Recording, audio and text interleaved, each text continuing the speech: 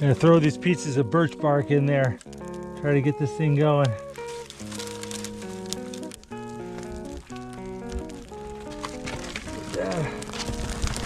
There we go. Starting to catch. Oh, gonna warm my fingers up.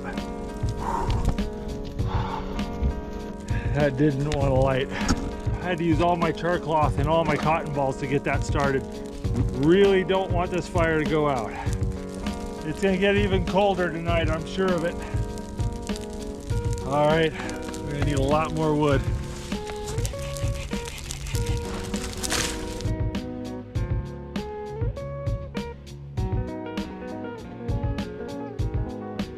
I'm just building the biggest bonfire I can.